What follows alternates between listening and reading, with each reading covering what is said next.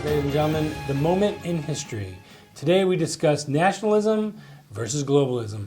Murray, there's a lot of hemming and hawing out there about what's a nationalist, what's a globalist, what's a this-ist, what's a that-ist. But there's been a lot of globalism and a lot of nationalism for a long time.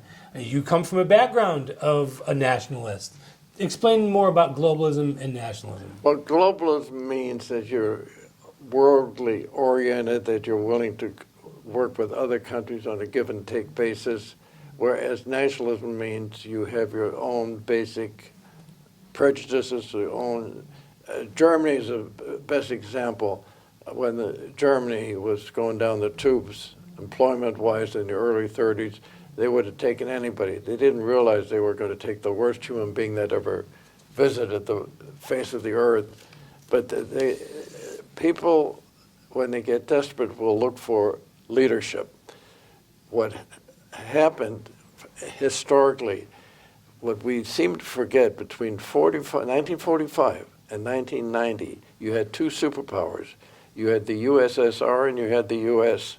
And remember, there was during the Kennedy period when the Russians put the missiles into Cuba, and Kennedy handled it perfectly. The deal was that we would take our Jupiter missiles out of Turkey, and they would take their missiles out of. So that deal was made. But there was a fear. I'm sure you remember it, even at your youthful age. You will remember that there was a tremendous fear all the time. No. You don't? No. Well, there was a terrible fear. What year was that? Oh, this between 1945 and 1990. They felt that. Oh, I thought you were talking about the Cuban Missile Crisis. No, the Cuban Missile Crisis happened you're in talking about the Cold 1962. War.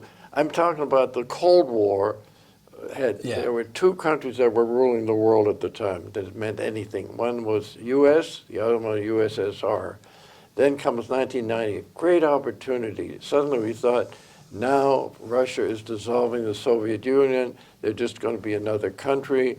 What we're going to have is a European community, the United States of Europe. There were all kind of hopes that somehow we would forget about our nationalist feelings.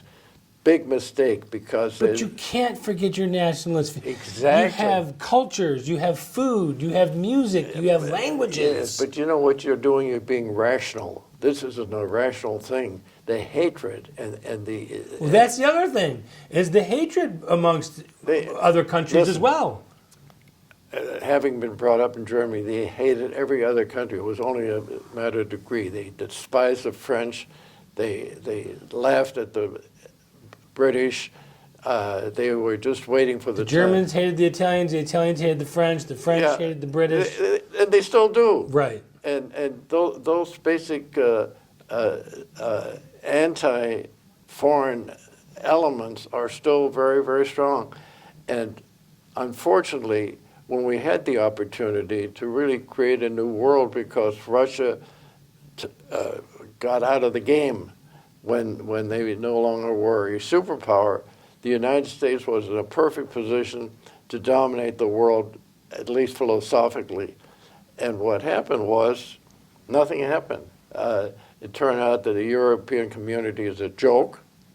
The only ones that gave up anything were the Germans, out of their guilt feeling of killing 6 million Jews.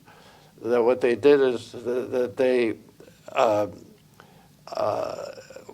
what the Germans did at that particular time was say, okay, we're gonna show the world that we are a decent, humanistic country, and they put into position certain ideas, and one of them was, we will work with other countries, we will be more democratic, we no longer want to take over anything, we have no ideas of getting even for losing. And now they've gone too far. Now they're carrying Europe. Well, now what you have is, unfortunately, the reality of savage humanity, and that is the idea of now Romania still wants to be a Romanian country, the Croatians want to be, all these little countries still are flexing their muscles, and they are being incited by the ISIS group and the extreme Islamic people in order to rev up the revolution and the problem. So when Trump was running as a candidate, I think I pretty much summed him up as a nationalist.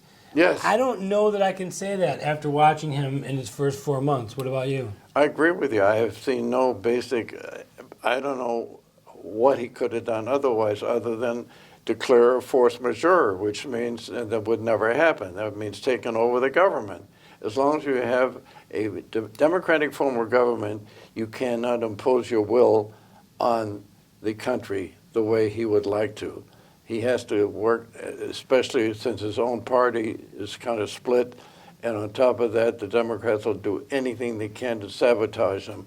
So he's got an impossible task. That's why, so far, in the first 100 days, the only thing he accomplished was putting Gorsuch into the Supreme Court, so there is now a 9-person Supreme Court that's more conservative. Somewhat to the right. Somewhat. I mean, You didn't replace anybody. You just kind of got another Alito in there. But so far, I must say, objectively, nothing has really been accomplished.